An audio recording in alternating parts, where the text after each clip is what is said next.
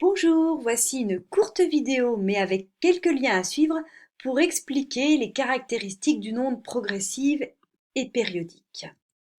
Une onde progressive correspond à une perturbation qui va se déplacer. On a par exemple ici le cas d'une corde. La perturbation est située ici, au point de départ, et à un instant différent, elle s'est déplacée. Elle est cette fois au milieu de la règle, et encore à un autre instant, elle se retrouve plus loin. Donc une onde progressive a une dimension, c'est le cas de la corde, voit sa perturbation qui va se propager dans une seule direction. On va aborder la notion de retard d'une onde. Si vous regardez une première onde située ici, où la perturbation est en ce point A.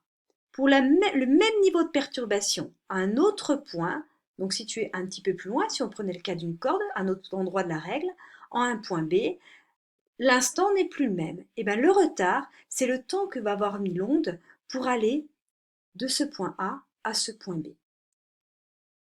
Donc par exemple ici, 0,75 secondes moins 0,5 secondes, ce qui correspond à 0,25 secondes. Un exemple avec une hola. Donc une petite vidéo que j'ai enregistrée.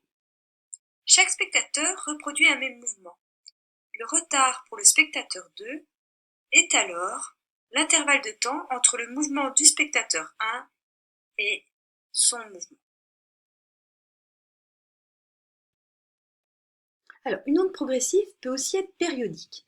Elle a alors une perturbation qui va se répéter identiquement à elle-même, dans le temps, mais aussi dans l'espace. Donc la première périodicité, vous avez l'habitude, vous la connaissez, c'est la périodicité temporelle qui nous permet de définir une période T. C'est le temps qui va séparer deux points de la perturbation, par exemple identiques, par exemple deux maxima ou alors deux minima, à un endroit donné. Mais on a également une périodicité spatiale, qui est cette fameuse longueur d'onde dont vous avez déjà entendu parler. Ça va être à ce moment-là la distance, et non plus le temps, la distance qui va séparer deux perturbations identiques, donc par exemple deux maxima ou deux minima, à un instant donné, comme si on prenait une photo de l'onde. Un lien que je vous conseille de suivre pour une explication plus détaillée, vous mettez pause, vous suivez et vous revenez après sur cette vidéo. Pour résumer, l'exemple avec la mer. Nous avons ici une vague qui va se déplacer. Si on prend une photo de la mer à un instant donné, on va pouvoir alors définir la longueur d'onde. La longueur d'onde, ça va être la distance séparant deux perturbations identiques, par exemple deux sommets de la vague. Mais on va aussi pouvoir définir la période. Cette fois, il faut se placer à un endroit donné, par exemple au niveau d'une bouée, et calculer, mesurer avec un chronomètre la durée qui va séparer deux passages par un sommet de la vague de la bouée. Cette fois, nous avons la période T. Donc, la longueur d'onde est la périodicité, c'est-à-dire la répétition du motif, mais à un instant donné. On est cette fois en abscisse en distance, donc en mètres, alors que la période dont vous avez l'habitude, la période temporelle, va correspondre à la durée séparant deux perturbations identiques, par exemple deux maxima, mais nous sommes cette fois gradués en temps, c'est-à-dire en secondes. Il y a un lien entre cette période et cette longueur d'onde. Le lien va être justement la célérité de l'onde.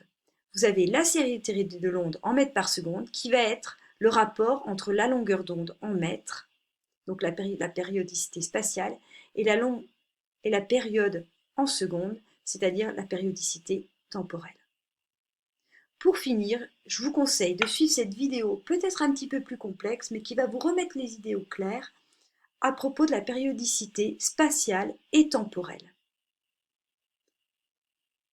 Nous allons revoir ça en cours, ne vous inquiétez pas, lors d'exercices divers et variés pour que cette notion soit claire et bien comprise.